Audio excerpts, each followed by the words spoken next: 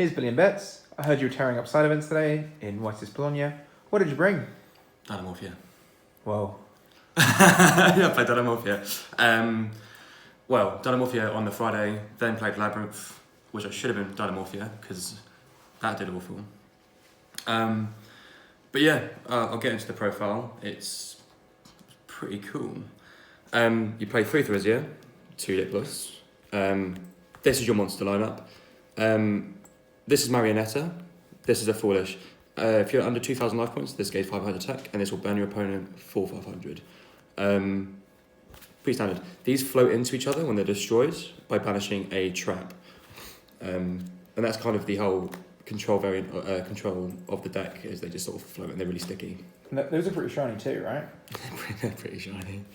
Well, not the dip bosses. These are just common because original print. For spells, Pop Duality, Prosperity. I was sort of a bit iffy about playing Prosperity because the extra deck it's not tight, but you do sort of burn out of it in a grind game, just because of the DINOMORPHIA Frenzy in particular. Using materials from your extra deck as material, you don't really want to run out of them, but you really do, like Excavating 9, very strong. But yeah, this just sort of says search anything in the deck, sort of grabbing another fusion trap, like Frenzy, Domain, or having like a Solemn Strike or Intact, just to make sure it resolves. Getting Rexstorm to stick on board is kind of the whole game plan of the deck. If you're not doing that, you're probably losing. So just having as much access to Rexstorm and making sure it stays is optimal. Next, we have the traps, of which we have quite a few. First, we'll go through the fusion traps. Frenzy and Domain. This can only be activated during your opponent's main phase. This can be activated during either player's main phase. All the traps pay half life points. This fuses using materials from your main deck and extra deck. This uses materials from your main deck, hand and field. That's basically the crux of it. You'll use this as your main access to Rexstorm. Use this sort of to push the game or as sort of backup. It's really nice to sort of set up a board where you can have both, just in case one gets interrupted, or to sort of set up multiple bodies. That it really does sort of get quite sticky for your opponent. Next, we have DINOMORPHIA Intact. Quite a new release. I can't remember the main set it was released in, but I think it's fairly recent. I think it's like Syac.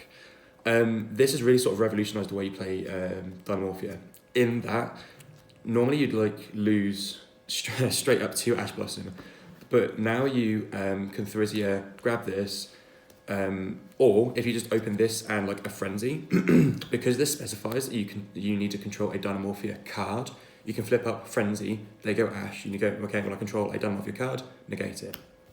The other cool thing about this, which none of my opponents clicked on, despite reading this a million times, for the rest of the turn after this resolves, any battle damage you would take is just half your life points. So the amount of times, like inside events, my opponent would like go game. It was like, no, half. And they just get tilted and I go on to win because they just don't make an optimal board, they were just going for damage. You cannot die. The 2-ops, Sonic and Alert. This is Judgment. This is Monster Reborn for monsters, for up to 2 monsters equaling level 8. Normally, you're either going for Therizia and Diplos, just to sort of get your engine back rolling, or you're going back for like Rexstorm or like a Kentra unit if you like need to get your engine rolling in other ways, sort of not to put bodies on board. I used to play one of these. You absolutely need to, just because the grind game this affords you is so good, and because otherwise your deck gets really two-dimensional if you're only sticking on like Rexstorm and that's it, because once it's dealt with, you kind of don't have much follow-up. Non-DINOMORPHIA traps, we're on Trap Trick, mainly because having 2 different named fusion traps means if one gets interrupted, go grab the other one. Otherwise, you're going to grab your power traps, which is Soul of the Supreme King and Ferret Flames. Anytime either of these get face up, your opponent's face is just going to get twisted and scrunched up, and it's so beautiful to watch because they have never seen these cards before, and you're going to have to explain it to them, because this one is going to summon Zark from deck, and if they activate a trap, you're going to chain this engrave and summon more guys from extra deck. which I'll get into later.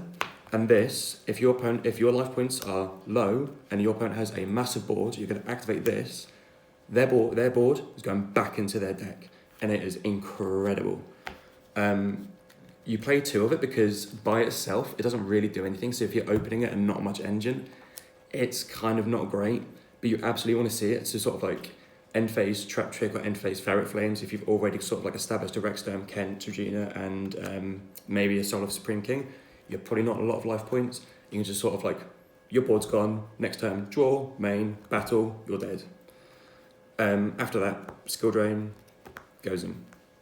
Skill Drain's kind of like a new addition to the deck, but sometimes you just need to sit on Kentrigina, flip Skill Drain, she's now 4,000 attack, your opponent is still functionally under Rexdome, which is just a Skill Drain, and your guys can still float, your opponent still can't play the game, and you've got a 4,000 attack guy. It's pretty good. Goes in like decent, I think. This is possibly the most cuttable card in the deck. It is mainly just because I was really scared of my opponent like super polying my board into something like that wasn't a dark, or mainly Kaijus and like Lava Golem and stuff. It didn't feel super relevant, but it's just nice sort of reassurance. I think the final traps, Judgment and Strike. Judgment, super obvious pick. It doesn't need much explaining. Solemn Strike stops Ash and breaks boards going second. The 1500 life point cost is kind of annoying, but super not relevant early game, and also kind of handy, because after you've done your initial fusion trap, use Kentrigina, you're down to 2,000 life points, you then Solemn Strike, you're then down to 500. You've got a Rexdome on board, your opponent can't activate anything with 500 attack. It's really nice. Extra deck. Bird, Kentrigina, and Rexdome. Play 2 of this because you're never really summoning it, you're only ever using it as Material Frenzy. If you are summoning it, please tell me what it does. Rexdome, this is like the boss monster of the deck. Skill Drain, and activate it during the damage step. Your opponent goes, what? And their monster's gone, because they're not reading it. It's, yeah, really funny. And Kentrigina, this is, I'd argue, is the best monster in the deck. Just because being able to copy normal traps in grave, so good.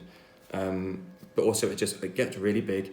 Your opponent will also always try to like take this off like talents, because it says 4,000 on it, and then you go, okay, sure, take it.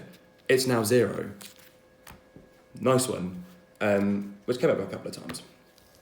It's also important to remember, because it's not actually, they're on 8,000 life points, it's not 4k. Soul of Supreme King stuff, Zark, Grey, Odd Eyes, and Brave Eyes, and Crystal Clearing. Zark is what you're normally summoning off the trap itself, and then after your the graveyard effect, you're summoning these 2. This basically just stops Ash and other 0 attack monsters. This is Spell Trap Negate. Also has a monster effect which doesn't come up super isn't super relevant. This you can use to tribute over your Zark, and then keep the graveyard effect of the trap keep the graveyard effect relevant.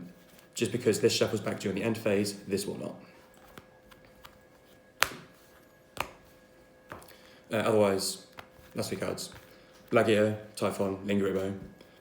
Negate, Good Guy, Ibly Lock. Nothing else really needs saying. Side deck, just the 15 most ignorant cards you can find in your binder. Shifter because Tear, Lava Golem because Unchained, Evenly because Rescue Ace, Storm and Duster because of Rescue Ace, Anti-Spell because back row removal.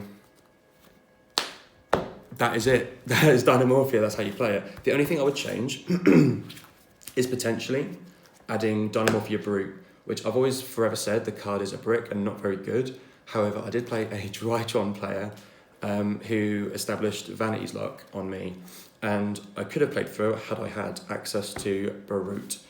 So I found somewhere in the side deck for it. It's quite a handy one of just having that one bit of spot removal, because there is not a single piece of spot removal in the deck anywhere. But otherwise the list is perfect. Wouldn't change a thing. Cheers, bud. Cheers in a bit.